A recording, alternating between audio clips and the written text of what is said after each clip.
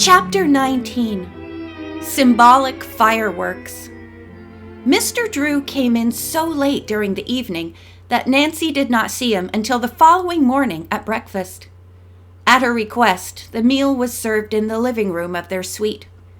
After the waiter had left, the girls brought the lawyer up to date on the happenings of the day before. He looked at Nancy intently. "Thank goodness you're safe, my dear. I suppose there is no use asking you to give up work on this case, now that it seems so near a solution." Nancy smiled. Of course you know the answer would be no. Then she told him about the invitation to the party that evening and how Mr. Lee Soong hoped there would be another break in the mystery. "Will you be able to go with us?" she asked. The lawyer shook his head. "My assignment here has proved to be a tough one, and tonight I must confer with the disagreeing heirs. But I too hope to get a break in the case by tomorrow." "I suppose there won't be any detective work for us today, Nancy?" Ned asked. "I can't think of any before tonight." Nancy smiled. "Then let's all do some sightseeing. First thing I know," the young man said ruefully, "your father and you will wind up your cases and fly back to New York without having seen half of the interesting things around here." George asked Ned what he had in mind. "You most certainly should take the tramway up Victoria Peak. Then we'll drive out to Chung Chi College. I want you to meet some of the fellows.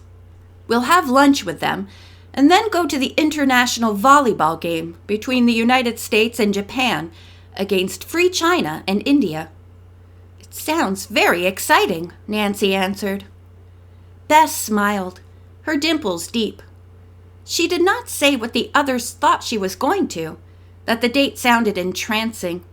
Instead, she asked, "Ned, I wish you could straighten me out on something. I've been so busy sleuthing since I reached this place, I haven't figured out the political setup." Ned laughed. "There are plenty of people who have lived here a long time and still don't understand it," he said. "But actually, it is quite simple. The whole area is a British crown colony. Hong Kong Island was ceded to the British when the Treaty of Nanking was signed in 1842.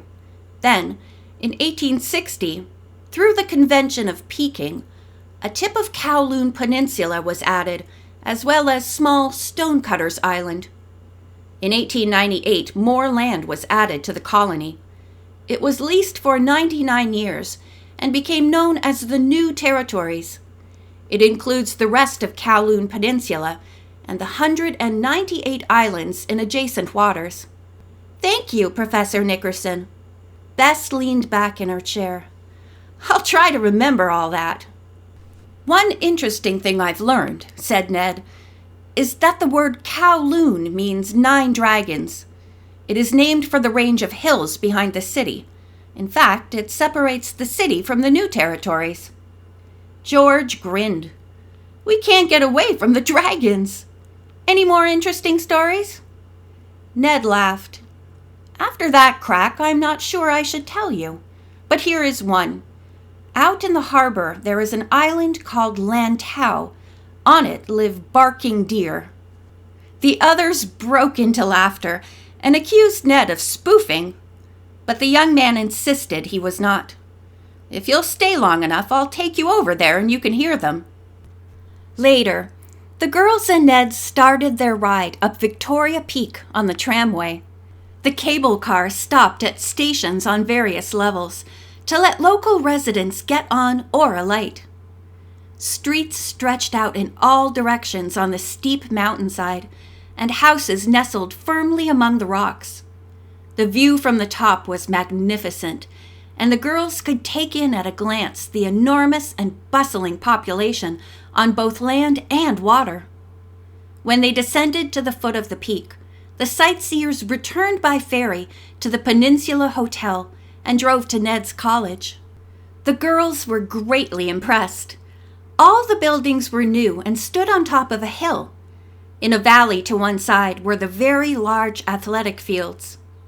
When they pulled into the parking area, 2 young Chinese came to meet them.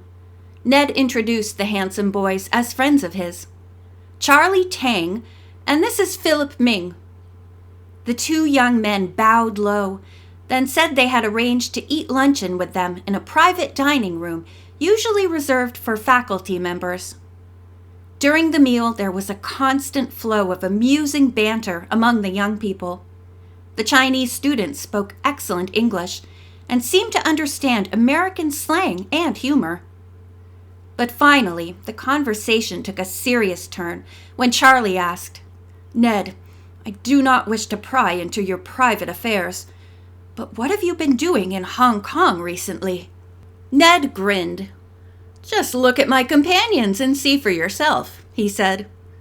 "This is no joke," Philip Ming spoke up. "Charlie and I were called from class to the president's office yesterday afternoon. He told us 2 men had been here inquiring about you, Ned. They thought you should be ordered back to the college immediately because you were a menace in town."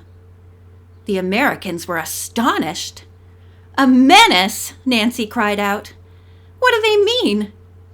"I cannot imagine," Charlie replied. "These same people also said that Ned's mixed up in a smuggling racket and that he's being misled by unscrupulous persons.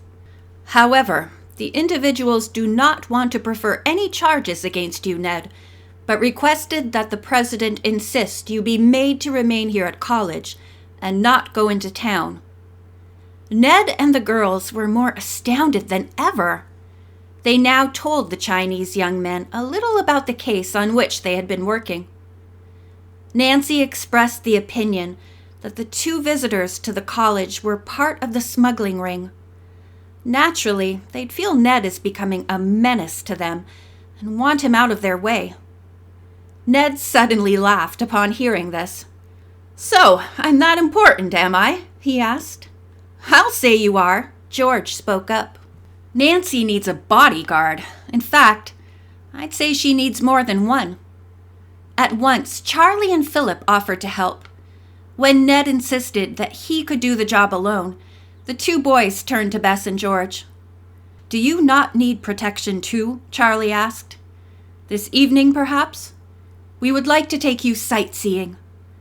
Both Bess and George said they thought it would be fun, but that they had promised to meet Mr. Soong. "Could we make it tomorrow evening?" George suggested. "Tomorrow evening it is." Philip agreed, and Charlie nodded. The young people next attended the volleyball game. They followed the contest with increasing excitement, as first one side, then the other went ahead in score. In the end, the United States and Japan won over Free China and India.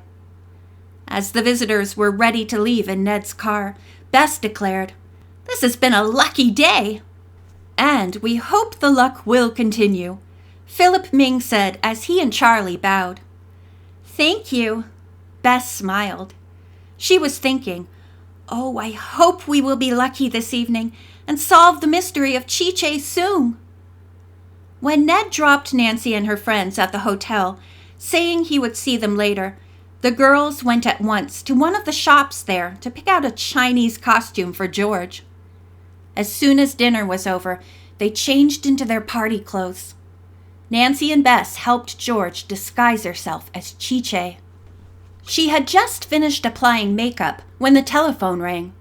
Mr. Lee Soong was calling Nancy to say that 2 taxis were waiting. He requested that George come downstairs alone and casually hold a scarf so that her face would be partially covered. "Miss Drew," Mr. Soong went on, "ask your friend to bow to me and act in every way as if she were Chinese, and indeed my great niece. She and I will take the first taxi. Will the rest of you follow in the other?" "Certainly," said Nancy. "We will be down immediately." "That is excellent." Mr. Soong added, "It is my great hope that someone at the party tonight will be startled upon seeing Miss Fane's disguise and reveal a clue as to where Chi-Che is." Ned joined the girls, and a short time later, the 2 taxis drew up at the gate of a beautiful estate facing the harbor. Hundreds of lighted lanterns hung from among the trees in the gardens, and haunting Chinese music was being played. The group alighted. As Mr. Soong and George walked on ahead, Bess whispered to Nancy, "George seems even more convincing as Chi-Chi than she did in New York." Nancy nodded in agreement. Presently, the guests heard firecrackers being set off. "That means the celebrations are about to begin," Ned explained. "Every Chinese function starts with firecrackers." "Let's go watch," Bess urged. There were many paths and little arched bridges over ponds and brooks. One of the paths, which everyone seemed to be following, led through an attractively carved horseshoe-shaped arch. Beyond, in the center of a clearing, Nancy and her friends could see a series of large metal frames for the display pieces of the fireworks. All the guests had gathered to observe the display. George was alone, having preceded Mr. Soong. Among the onlookers just ahead was Mrs. Truesdale. The ex-police chief spread out his arms. Nancy sensed that Mr. Soong's move might be a signal for her group to separate, and suggested that she, Bess, and Ned take up different positions nearby. She herself remained at the rear and back of the arch. Some of the fireworks were in the form of floral pieces, one more beautiful than the other. Finally, the center one was set off. As one section after another of it blazed into the night sky, Nancy gasped. It was a huge fire dragon. "It is magnificent, but frightening," the girl detective thought. Nancy glanced about to see Bess's and Ned's reactions. She could not discern her friends in the crowd ahead of her, but her gaze fastened on something else that almost made her heart stop beating. Mr. Stromberg was sneaking up behind Mr. Soong. Was he going to attack the Chinese? At that very instant, George stood in the full glare of the fire dragon. Mrs. Truesdale turned and stared at the girl. She suddenly shrieked, "Chi-Chi! You got off the junk!" Nancy's attention had been diverted for the moment from the scene nearer her. Now she saw that Mr. Stromberg was about to strike Mr. Soong. At the same instant, Ned appeared from among some bushes and leaped on the bookstore owner. Swiftly, Nancy started toward Mrs. Truesdale, but advanced only 3 feet. Someone behind her clapped a hand over the girl's mouth and, with strong arms, dragged her away. Nancy struggled and fought, but to no avail. The man who had seized her was suddenly aided by another who lifted up her feet. As she was carried off, the girl detective became aware that a Eurasian woman was accompanying the 2 men. Her strange captors took a path which was isolated and almost dark. No one came to Nancy's rescue. End of chapter 19.